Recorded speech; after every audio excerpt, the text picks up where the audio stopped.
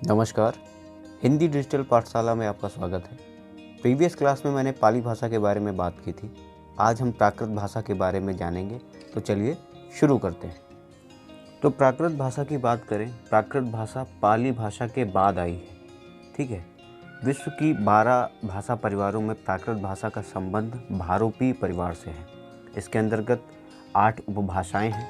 8 उपभाषाओं की अगर बात करें तो आर्मेनी, बाल्टी, स्लावी, आल्वी, ग्रीक, ये सारी भाषाएं ये उपभाषाओं के अंतर्गत आती हैं। जिसमें से बात करें प्राकृत भाषा की, तो प्राकृत भाषा का संबंध भारतीय आर्य भाषा परिवार से है। इसको आर्य भाषा का मुख्य रूप भी कहा जाता है। ठीक है। अब चलिए बात करें प्राकृत भाषा की उत्पत्ति कैसे हुई।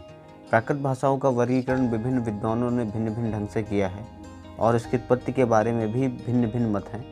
चलिए देखते हैं। बहुत सारे आधुनिक विद्वान प्राकृत भाषा की उत्पत्ति वैदिक संस्कृत से मानते हैं। कुछ विद्वानों का मत है कि प्राकृत शब्द प्रकृत से बना हुआ है।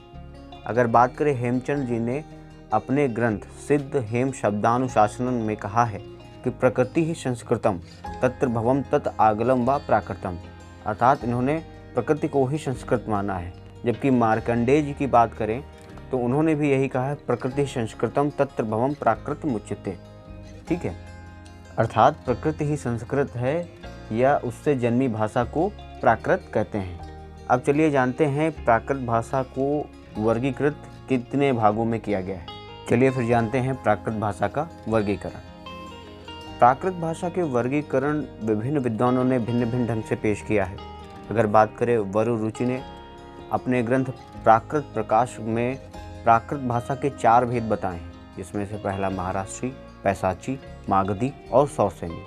अगर बात करें हेमचंद जी की, तो हेमचंद जी ने अपने प्रसिद्ध ग्रंथ प्राकृत व्याकरण में प्राकृत भाषा के 3 और भेद बताए हैं। वरुरुचि ने 4 भेद बताए और हेमचंद जी ने 3 और भेद बताए, जिसमें से पहला आर्षी, जिसे अर्धमागधी कहते हैं, दूसरा चूलिका पैसाची और तीसरा अपभ्रंश।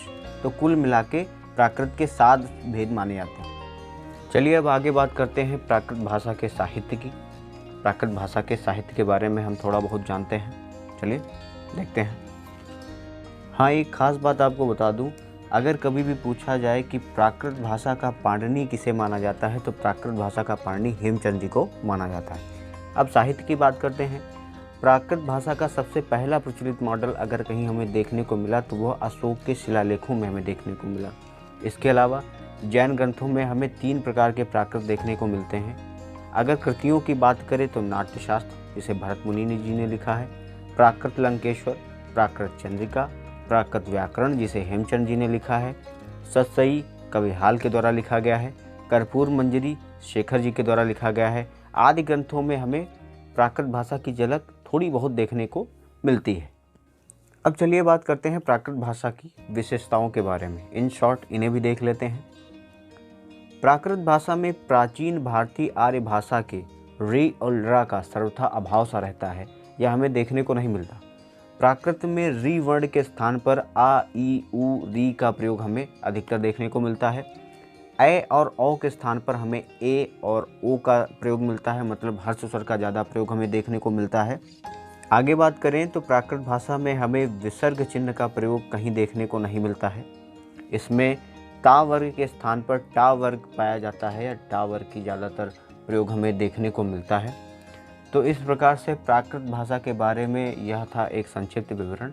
हमें उम्मीद है ये वीडियो आपको पसंद आया होगा। अगर पसंद आया है तो प्लीज़ इसे शेयर करिए अपने दोस्तों को और हमारे इस चैनल को सब्सक्राइब करिए। धन्यवाद।